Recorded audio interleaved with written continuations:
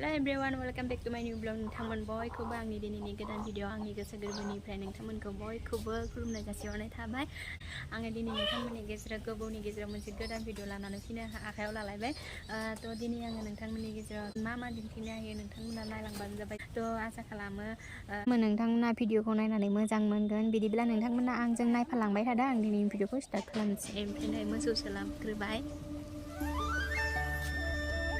बिथांमोना मोखौ लानो थांदोंमोन। ओमफ्राय बे सानानि मोखौ माबा आंनिथिंसो फैदो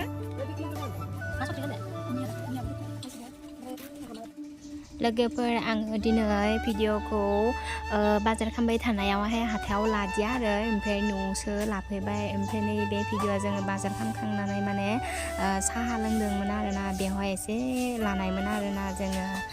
थ' दिनै दारकुसिया हाथायमोन। बेनिफ्राय दारकुसिया हाथायाव थांदोंमोन ना बाजार खालामना लानानै फैबाय। नैया बेयो आपेल नैयाव आरो मिथाइ दङ। ओमफ्राय नैबे कमला दं। कमला मौसुमिसोनो मिथिला आरो मा नाम बेनि नामखौ मुरि लांदों। ओमफ्राय बिलाहि ओमफ्राय बिमा साबोन आरो माबा मटर ओमफ्राय आरो बेयाव आरो बिलाइ ओंख्रि लानानै फैदों। नै ना मोनजालायसिगोन जोङो आरो मा दंबावो बानलु नैबे बानलु गोथां धनिया बिलाइ होनानै धनिया दङ बेवहाय इबिलाय मा बुस्थु आरो भांनाला भांना मोननायखाय लाबोदो एक्सट्रा के नाखौनो मोननै लाबोदो भांना ओमफ्राय दहायनिया गोदोर नामोन रौ ना बेना तिता केरेला बेखिनिखौनो दारकुसिनिफ्राय बाजार खालामनानै लाना फैबाय आरो जोङो दायो न'आव सफैबाय। न'आव सफैनानै नै बेयो माने मैयायो हाखर सारनायमोन आरोना बेखौहाय फ्राय खालामग्रोनानै जानोसै आरोना जों लोगोफोर ओंखामखौहाय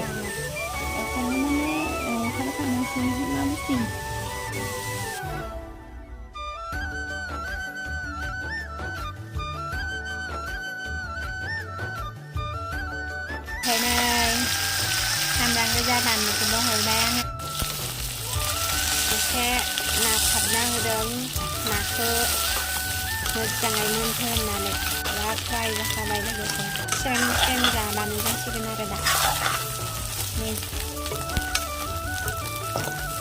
बेयाव आरो मैद्रु ओंख्रि संदों लाइ मुला बेसर बिलाइ फ्राय खालामगासिनो बेनो जानोसै आरोना दिनै लोगोफोर दायो आंनि ओंखाम ओंख्रि संनाय ना फ्राय खालामनाय गासैबो रेडि जाखाजोब्बाय आरोना जोङो दायो ओंखाम जाग्रोना लानोसै दे लोगोफोर।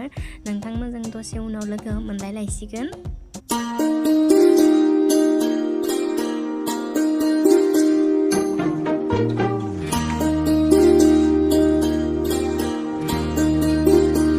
लोगोफोर आङो दायो मा होनो गाइखेरनि बे गाइखेरना फार्स्ट मोसौ फिसा जाजेनबा जे बे गाइखेरखौ सेरो जोंनिथिं फिउ होनना बुङो आरो गाइखेर फिउ। ओमफ्राय गुबुन जायगाफोराव मा बुङो आङो बेखौ मोनथिलिया आरोना जोंनिथिं बेखौ गाइखेरनि फिउ होनना बुङो।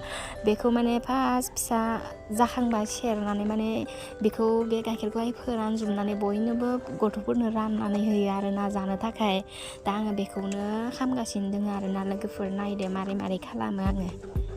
लोगोफोर नोंथांमोना आंनि भिडिअखौ नायनानै मोजां मोनोब्ला आंनि चेनेलखौ सोरबाफोर साबस्क्राइब खालामाखैबा अन्नानै चेनेलखौ साबस्क्राइब खालामनानै हो। लोगोसे खाथियाव थानाय बेल आइकनखौबो थुनानै लागोन होननानै मिजिं थाबाय नोंथांमोननिसिम। आसा खालामो नोंथांमोना आंनि चेनेलखौबो 1K खालामनानै होगोन थाबैनो। आङो थाब भिडिअ होनो हाया लोगोफोर थेवब्लाबो माने सानथाम सानब्रै सानबादोंबाबो आं नोंथांमोनजों नुजाथिफैयो आरोना मोनसे गोदान भिडिअ लानानै।